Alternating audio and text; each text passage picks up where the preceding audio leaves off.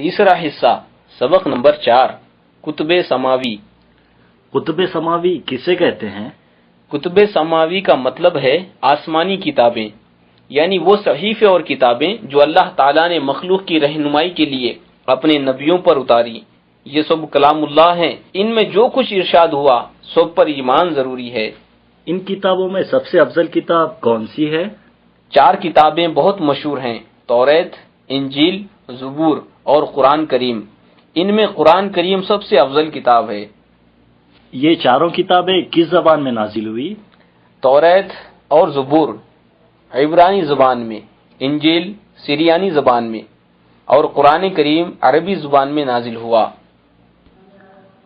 جب یہ کتابیں سب کلام اللہ ہیں تو قرآن کریم کے افضل ہونے کے کیا معنی ہیں؟ کلام الہی میں بعض کو بعض سے افضل ہونا، اس کے معنی یہ ہیں کہ ہمارے لیے اس میں ثواب زیادہ ہے۔ توریت اور انجیل وغیرہ دوسری کتابوں پر ہم عمل کر سکتے ہیں یا نہیں؟ نہیں، اس لیے کہ اول تو یہود و نصارہ نے ان میں تحریف کر دی، یعنی اپنی خواہش سے گھٹا بڑھا دیا، اس لیے یہ کتابیں جیسی نازل ہوئی تھی ویسی ملتی ہی نہیں۔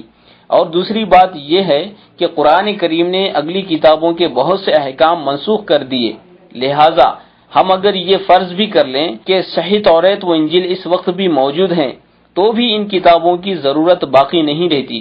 قرآن کریم میں وہ سب کچھ ہے جس کی حاجت بنی آدم کو ہوتی ہے۔ منسوخ ہونے کا کیا مطلب ہے؟ نسخ کا مطلب یہ ہے کہ بعض احکام کسی خاص وقت کے لیے ہوتے ہیں، مگر یہ ظاہر نہیں کیا جاتا کہ یہ حکم فلاں وقت تک کے لیے ہے۔ جب یہ میعاد پوری ہو جاتی ہے تو دوسرا حکم نازل ہو جاتا ہے، جس سے بظاہر یہ معلوم ہوتا ہے کہ وہ پہلا حکم اٹھا دیا گیا، اور در حقیقت دیکھا جائے تو اس کے وقت کا ختم ہونا بتایا گیا۔ پہلے حکم کو منسوخ اور دوسرے کو ناسخ کہتے ہیں۔ اس کا مطلب یہ ہوا کہ جو حکم منسوخ کیا گیا وہ باطل نہیں ہوتا، اور جو اسے باطل کہے وہ کون ہے؟ منسوخ کے معنی بعض لوگ باطل ہونا کہتے ہیں، یہ بہت سخت بات ہے۔ احکام خداوندی سب حق ہیں، وہاں باطل کی رسائی کہاں؟ جس ترتیب پر آج قرآن موجود ہے کیا ایسا ہی نازل ہوا تھا؟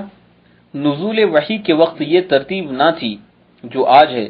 قرآن مجید 23 برس کی مدت میں تھوڑا تھوڑا حسب حاجت نازل ہوا۔ جس حکم کی حاجت ہوتی اسی کے مطابق سورت یا کوئی آیت نازل ہو جاتی۔ پھر قرآن کریم کی ترتیب کس طرح عمل میں آئی؟ قرآن عظیم متفرق آیتیں ہو کر اترا۔ کسی سورت کی کچھ آیتیں اتری، پھر دوسری سورت کی آیتیں نازل ہوتی۔ جبرائیل علیہ السلام اس کا مقام بھی بتا دیتے، اور حضور پرنور صلی اللہ تعالی علیہ وسلم ہر بار ارشاد فرماتے کہ یہ آیت فلاں سورت کی ہیں، فلاں آیت کے بعد فلاں آیت سے پہلے رکھی جائے۔ اس طرح قرآن عظیم کی صورتیں اپنی اپنی آیتوں کے ساتھ جمع ہو جاتی، اور خود حضور صلی اللہ تعالی علیہ وسلم اسی ترتیب سے اسے نمازوں تلاوتوں میں پڑھتے، پھر حضور سے سن کر صحابہ اکرام رضی اللہ تعالی عنہم یاد کر لیتے۔ غرض قرآن عظیم کی ترتیب اللہ تعالی کے حکم سے جبرائیل علیہ السلام کے بیان کے مطابق اور لوح محفوظ کی ترتیب کے موافق خود حضور صلی اللہ تعالی علیہ وسلم کے زمانے اقدس میں واقع ہوئی تھی۔ مکی صورتوں اور مدنی صورتوں کا کیا مطلب ہے؟ وہ صورتیں جو مکہ معظمہ میں اور اس کے اطراف میں نازل ہوئی ان کو مکی کہتے ہیں، اور جو مدینہ منورہ اور اس کے قرب و جوار میں نازل ہوئی ان کو مدنی کہتے ہیں۔ مکی اور مدنی صورتوں کے مضمون میں کیا فرق ہے؟ با اعتبار مضامین کے مکی اور مدنی صورتوں میں یہ فرق پایا جاتا ہے کہ مکی صورتوں میں عموماً اصولی عقائد یعنی توحید و رسالت اور حشر و نشر کا بیان ہے، اور مدنی صورتوں میں اعمال کا ذکر ہے، مثلا وہ احکام جن سے اخلاق درست ہوں اور مخلوق کے ساتھ زندگی بسر کرنے کا طریقہ معلوم ہو، مدنی صورتوں میں بیان کیے گئے ہیں۔